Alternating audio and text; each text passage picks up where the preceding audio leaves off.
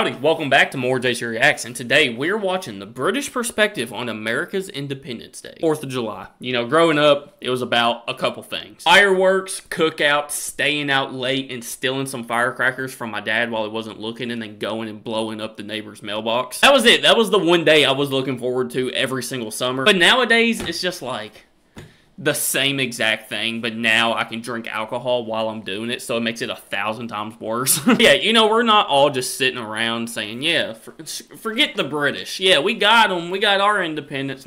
No, this is literally just an excuse for everybody to day drink on a Thursday. I'm here for it. Let's go, America. So that's pretty much how I perceive our Independence Day, 4th of July. And I've always wondered, how is it on the other side? How is it from the British perspective? So we're about to find out. If you're on YouTube channel, hit the subscribe button, drop a like for more reactions like this. Other than that, let's get into it. Hello, and happy birthday weekend to the United States of America, who, I must confess, doesn't look a day over 200.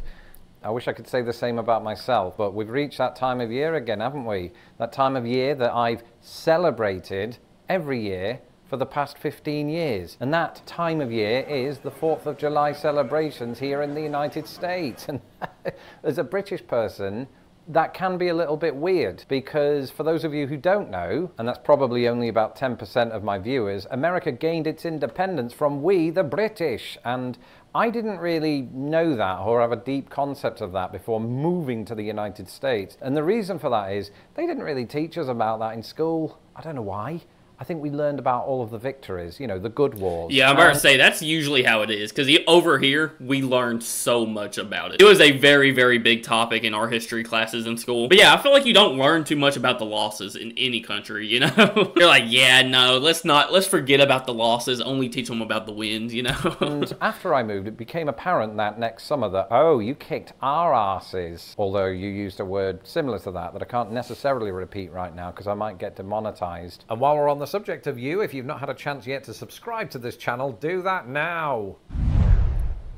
And how did I find this out? Through several uncles of my American wife's who just thought it'd be funny on the 4th of July to say, ha! How does it feel to know that your grandfather surrendered at Yorktown? No, wait, that's 3-year letter. How does it feel to know that you lost and we became the richest nation on the planet? Yeah, I'll be honest, it would be a very bad time to be a British person in America around Independence Day, because I promise you, I don't think I've ever been to like a 4th of July cookout or some sort of get-together on 4th of July, and I don't think we have ever even mentioned us gaining independence from the UK. Like, never, bro. That's not the topic. I think that's why a lot of people don't call it Independence Day. It's 4th of July. Because, like, yeah, that's the reason why we're doing this and celebrating. But nobody's talking about that. Like, all we care about is fireworks, getting drunk, and eating about 7 hot dogs. Like, that's it. But I could see where all it would take is for one British person to come up, and it would just unlock everything in the American brain, and it would get very annoying very quick. So yeah, I think I just sort of nodded and went, oh yeah, this is adorable. And then I thought about it, and I was like, well, I wasn't even alive in 1776, and it seems that us Brits and us Americans have this special relationship now. I think we can let bygones be bygones. Yeah, like,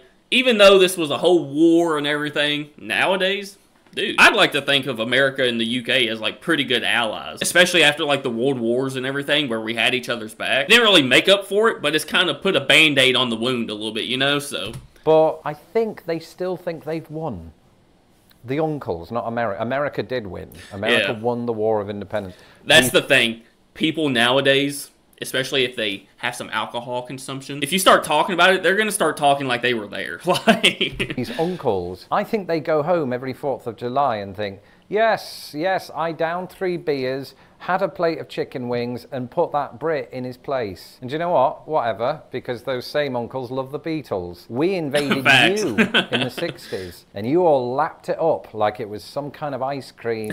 So in many ways, being British on the 4th of July is at least a little bit predictable, much like the parades that I attend each year in central Indiana, where myself and a number of Hoosiers park our chairs by the side of the road, and no prizes for guessing who gets sunburned the quickest. Now that's partly because I'm the one who's usually pushed out of the awning by my wife's cousin Chad, but it's also because I'm British. And I think subconsciously my wife's cousin Chad is thinking that when he gives me that slight nudge. I don't think it's even subconscious. I think he's doing it on purpose. And then, of course, the victors like to remind me of my place in all of this by putting up lots of American flags. Please excuse this. This was my producer's idea. Dude, walking through Walmart during, like, after about the second week of June, walking through Walmart feels like you're in the most patriotic store you've ever set foot in. It is nothing but hats with American flags on them, coolers with American flags on them, baby diapers with American flags on them. It's ridiculous. Nobody's more patriotic than an American about a week out from Independence Day. We don't have a flagpole, and we are decorating in the studio at the minute. But at my first celebration, I thought, ooh, I could inject a little bit of banter into the proceedings. So I brought my own, and it was hilarious. Until Chainsaw Jim saw it, and I haven't brought it since. Chainsaw Jim? No, that would be funny, showing up to like the 4th of July party with a UK shirt on or something. Speaking of which, I'm not in the proper attire. Hang on. Oh yeah, there we go. That's much better right there. There we go, son. Again, this is about the only time of year this shirt is actually appropriate to wear, so. Because Chainsaw Jim is the sort of uncle who has 1776 written on the side of his toolbox. You don't mess with that toolbox, is what I've learned. And so now, after 15 years, I've learned to treat the day with the respect that it deserves. After all, they do have a saying here, the 4th of July is as American as apple pie. So long as you remember the apple. Huh? The only one I know is if you plant corn, you want the corn stalk to be knee-high by the 4th of July. If it's knee-high by the 4th of July, that means you're on pace to have a good harvest. That's about the only one I know. Pie originated in England, and the 4th of July is written in the UK date format. And actually, in an unexpected turn of events, this... Wait. It is?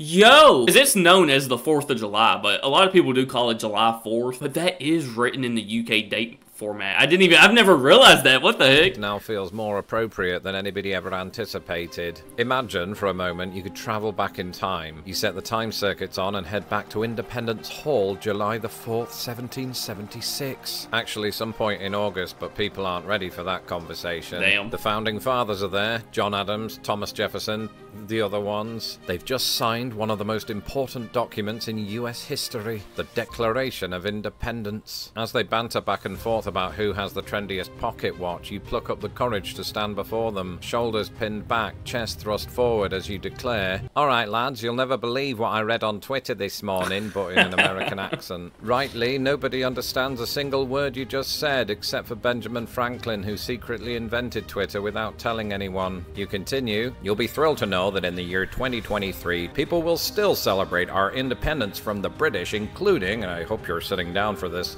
"the British." It's true, as we speak, several establishments across London are enticing customers with Independence Day celebrations. This seems particularly prominent among the English capital's whiskey bars, who are... Damn, y'all were happy to get rid of us, huh? looking to recreate the kind of experience I once found in Kentucky and Tennessee. And at first glance, one winery appeared to misspell independence as the plural form of independent. But upon further reading, I discovered that the establishment, D Vine Cellars, did it on purpose to celebrate independent winemakers. And while it remains baffling as to why this event is being held on July the 5th, it's good to see that the pun still never sets on the British Empire. That said, people who know my channel intimately will know that I'm about to embark on my first ever 4th of July as a United States citizen. And I know what you're thinking, ooh, Lawrence, you can't mark this momentous occasion by wearing a black shirt, which will attract heat from both Chainsaw Jim and the sun. And to that, I deliver unto you, Mr. George Washington,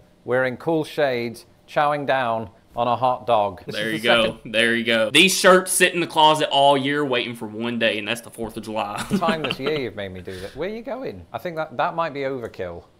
Right. That's it for this episode. I hope America has a fabulous birthday. Go easy on the cake. And whoever you are, wherever you are, I hope that you enjoy your 4th of July celebrations by sharing this stupid little video with all of your friends. The one warning I would give people during the 4th of July is be careful. I don't think I've ever been closer to death than on the 4th of July. The amount of times the fireworks, bro, they should literally be illegal, to be honest. Like, some of the fireworks you can get, crazy. But the amount of times I've almost killed myself, my entire family, and all my friends, like, no joke. I don't know why I'm laughing. It's not a joke. One time we had a friend get together for 4th of July. By the way, we were all about 16, 17 years old, so it was a terrible idea. We were in a parking lot with a bunch of fireworks. And somebody said, JT, go set off one of the mortars. The mortars are the big things. They're like a ball. You put in a tube, you light them, and they shoot up in the air and then explode with a bunch of different colors. They're really cool. I was like, sure, I got it, yeah. Let me get one. Grabbed it, went. As I was walking to it, I kind of realized, you know, I've never done this before. I don't know how to do this. And how hard can it be? It's just a tube and a ball. Throw it down there, light it, and watch it go. Yeah, there's a certain way, like, you have to do it so that way it shoots up.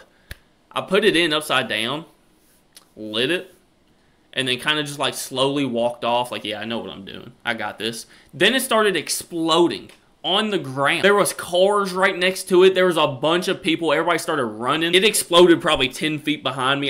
Dude, it's dangerous. It's dangerous. So if you do plan on using some fireworks, be safe, be careful. Figure out what you're doing first before you do it, you know. But I have officially reached, like, uncle status. Because every 4th of July party now, I'm the one that's lighting the fireworks. I now know what I'm doing. I'm not 16 anymore, you know. But there's always that one uncle or dad that's in control of lighting all the fireworks. And I became it. So, but alright guys, that is going to do it for the British perspective on America's Independence Day. Y'all let me know what y'all think down in the comments. If y'all want to see more reactions like this, let me know by hitting that like button. I appreciate you guys so much. And I will see y'all tomorrow. Hopefully. Hopefully everything goes right with all the fireworks.